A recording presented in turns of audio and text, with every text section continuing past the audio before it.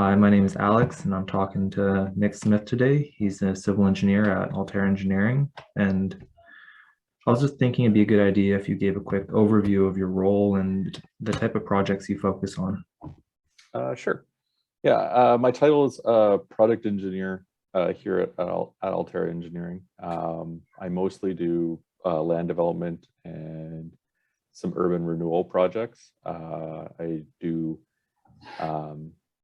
design, client coordination, sub-consultant coordination, and then I guess also construction coordination through the contractors, product managers to ensure things are going smoothly and on time. Okay, cool. So what would you say an average day looks like then for you in that kind of role? Um, I guess there's a couple different average days. There's a quiet average day, which is kind of like this time of year where um, you're focused on design stuff, so maybe you're not communicating as much externally, but a fair amount internally, getting design work done and then design drawings for submittal to get approvals. And then there's an average day during the summer is a lot of phone calls and not a lot of design work or CAD or whatnot. It's mostly, making phone calls and answering questions or making sure people understand what the requirements might be, or getting some clarifications on where they're at with how construction's going, to then be able to coordinate other people's timeframes to make sure things are going to go smoothly. And then kind of more into the fall leading into winter, there's a lot of external coordination to get inspections done with municipalities or whatever approval body I deal with, and then making sure contractors are actually finished and ready for inspection, so you're not wasting anyone's time. And so there's a few different kind of averages out there, but I'd say that's probably the bulk of the average of an average time frame throughout a year. Okay, cool. So yeah, very seasonal, I guess.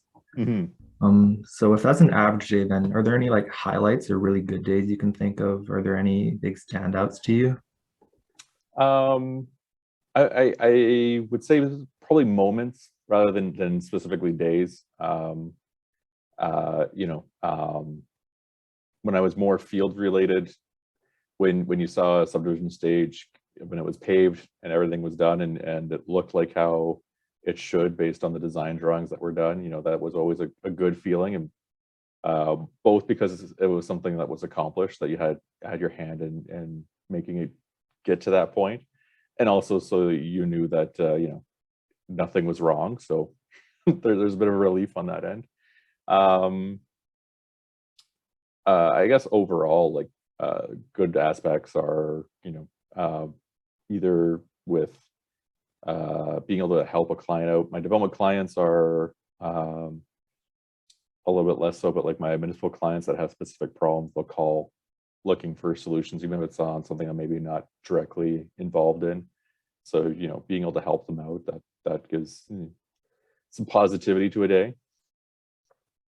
Okay, cool. So we've gone over the average day, the good day. What does a bad day or maybe a bad moment look like for you or that you've maybe experienced? Yeah, when things go south real fast is the easy answer to that one. And why the moment part? Because you might be having a good day, as it were, and then very quickly someone calls and says, this is in the wrong spot, or we can't do it this way, or this is wrong. And then you gotta pivot fairly quickly and try to steer that and fix the problem.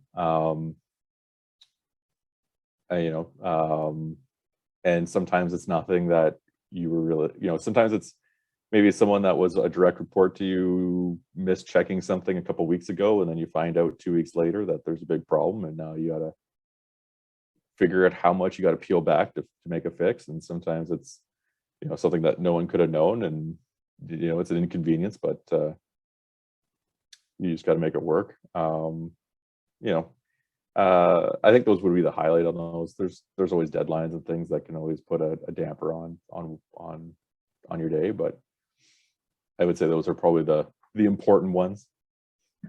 Okay, yeah. So it kind of sounds like most of the highs and the lows both come in construction season when you're working on projects and you're seeing them get completed, and then you're also maybe running into hurdles with contractors through that process as well. Yeah, I would say that's probably a fair comment. That's kind of more when there's things that can swing more wildly during the design phase. Maybe you come up with an inventive solution to a problem that didn't look like it had a solution, or you're peeling through something that maybe you pick it up. You're given some work from a client, from somebody else, and then you're peeling through it, and there's something that you got to then tell your client that this is a big problem, and there isn't a solution to it. So there's some pros and cons to those, but I don't know. Usually we like to be able to find solutions to things. So yeah, I would say, yeah, construction season has a lot more variability in the highs and the lows. Okay, cool. So moving off from like a day in your life or kind of highs and lows of the job, what are pros and cons you've seen or experienced by choosing civil engineering as a career path, not just like day to day, but overall? Yeah, that's fair. Because of what I do, it's a pro and a con. With where I work and the work that I do, I'm fairly intimately involved in construction, and I definitely consider that a huge pro. I know other people working at other places are more, either they're pigeonholed, for lack of better phrasing, to either a design or the construction aspect of things, or maybe not even either of those, and more just a client relations kind of thing. Whereas I kind of I have a little bit of a toe in all of those pools, so I consider that a bit of a pro. And I guess that's not exactly unique to civil engineering. That might be more of a question about large versus small consultant or what have you. But probably, and then same kind of thing, because I'm intimately involved in construction. One of the cons is that it does take away a decent amount of personal time, because especially in Alberta, we only have so many months of construction weather that is usable. So we make as much of that time as we can. So, 6 days a week, 10 hours a day is not very abnormal. Okay, yeah, definitely experienced that. Yeah. You can give an estimate. How much of your time would you say in the summer is spent between construction on site, answering phone calls, and actual engineering design?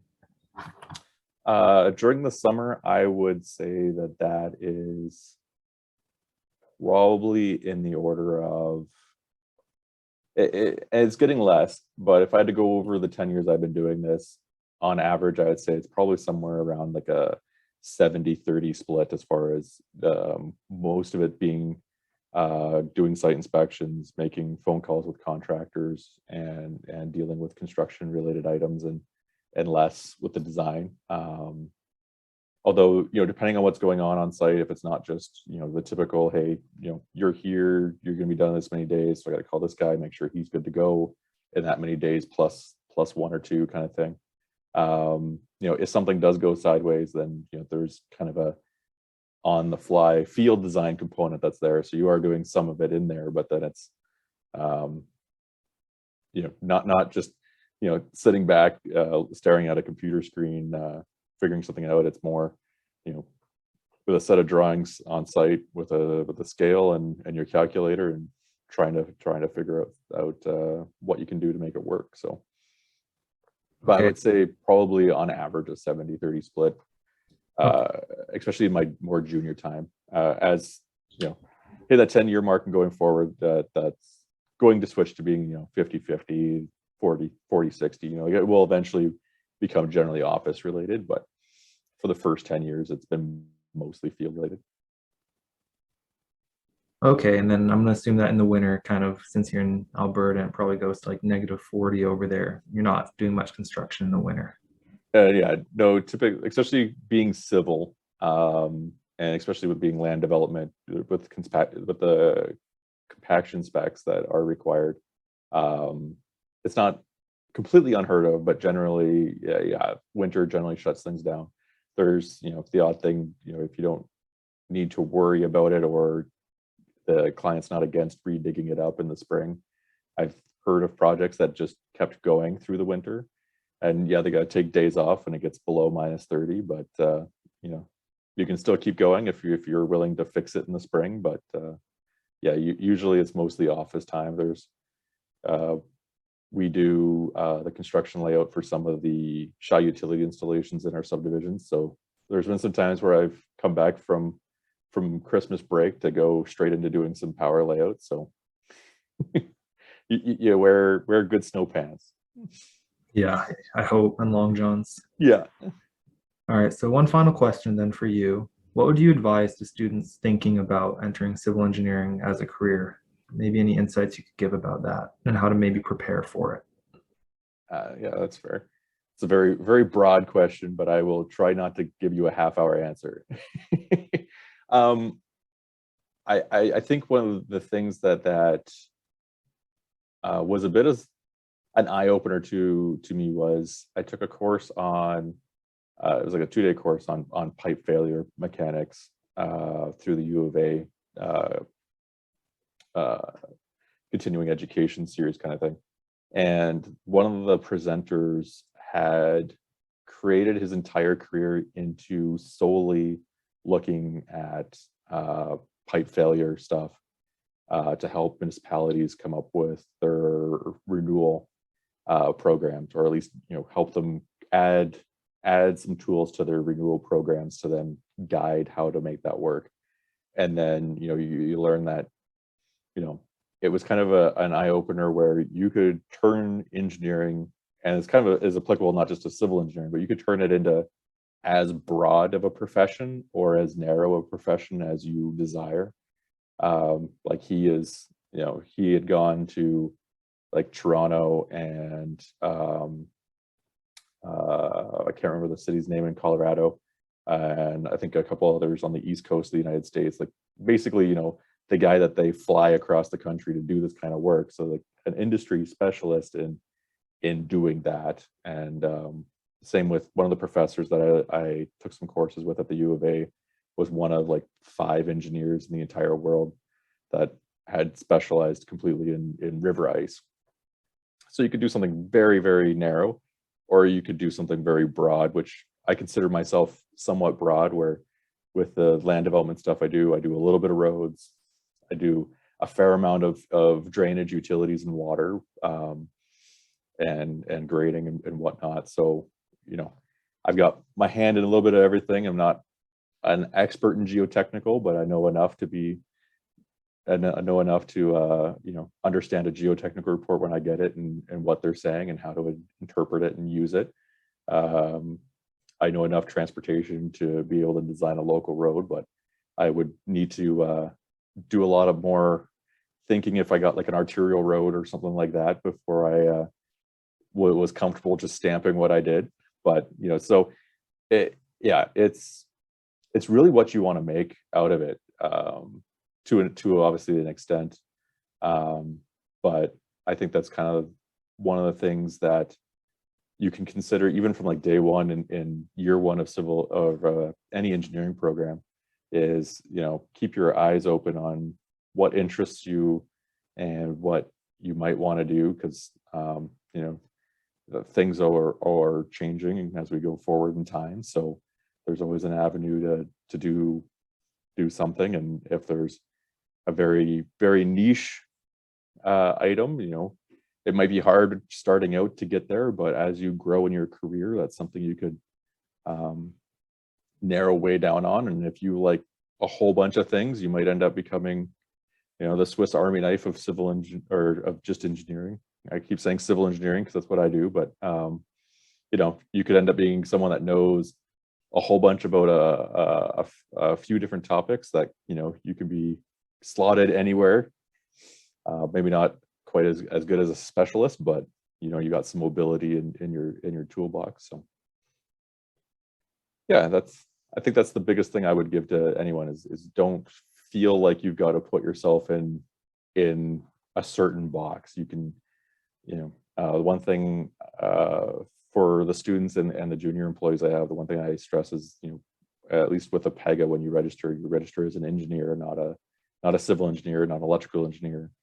It's kind of up to you to self-regulate your practice. But so if you're, you know, interested in something, you could turn that into even like a hybrid thing where, depending on your work experience and your educational experience, you can be someone who straddles a profession. So, you know, don't feel like you have to be in a box. You can change that.